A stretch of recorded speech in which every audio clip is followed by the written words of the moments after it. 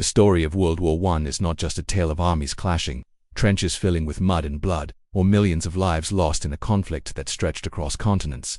It is, at its very core, a story of tension, ambition, pride, and fear, woven together into a web so tight that once a single spark ignited it, the entire world was dragged into an inferno.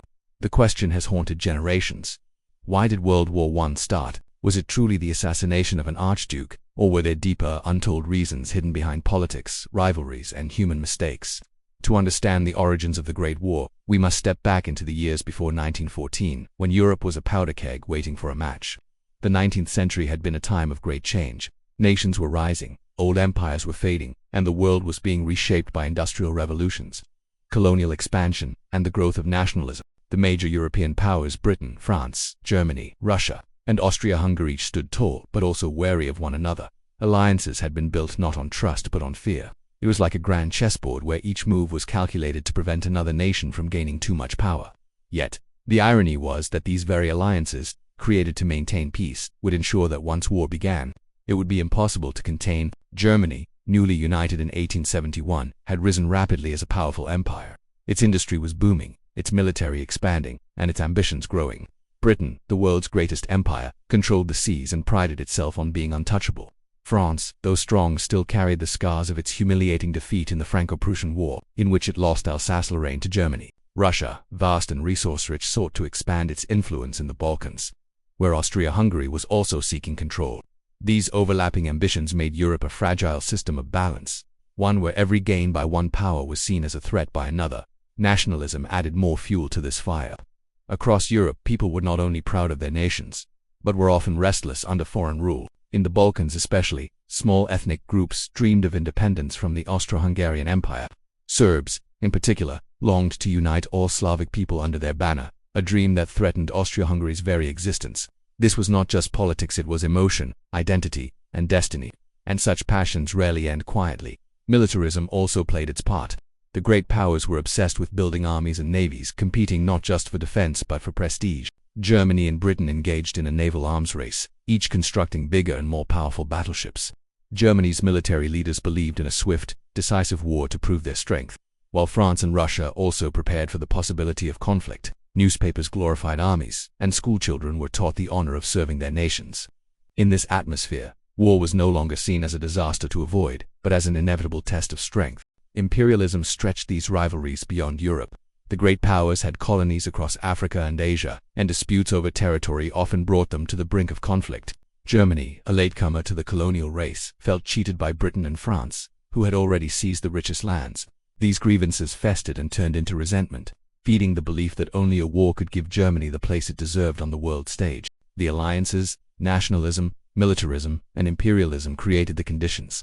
But history often turns not on conditions, but on moments.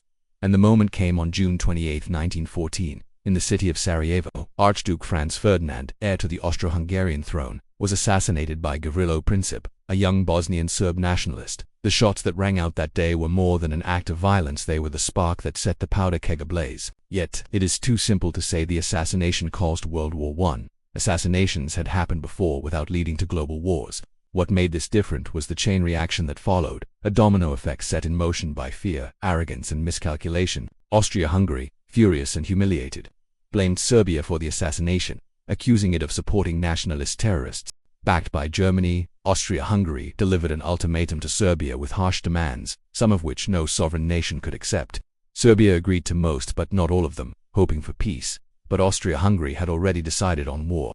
On July 28 it declared war on Serbia, and with that the alliances activated.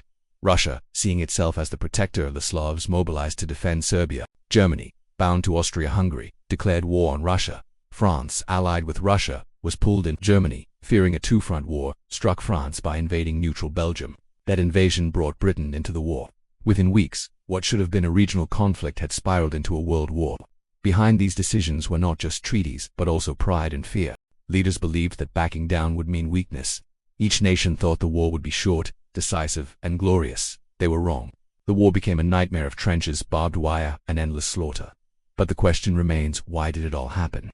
The assassination was the trigger, yes, but the deeper reasons lie in the competition for power, the mistrust between nations, the rise of aggressive nationalism, and the unchecked buildup of militaries.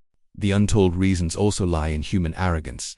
Leaders underestimated the scale of destruction modern weapons would bring. They overestimated their ability to control events once the war began. They thought of war as strategy, but forgot about the cost in human lives.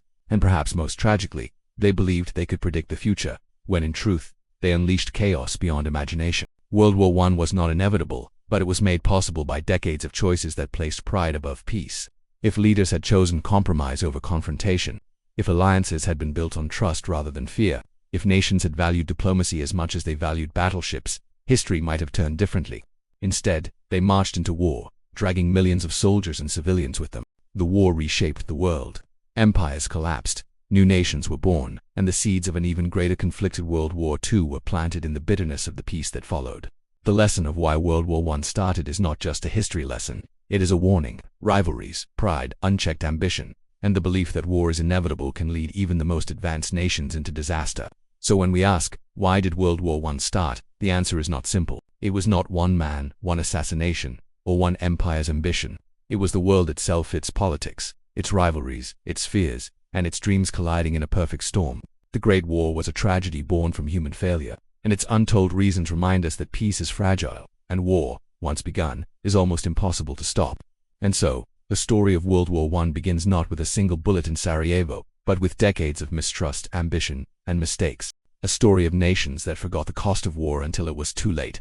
A story that still echoes today, as the world continues to walk the thin line between peace and conflict.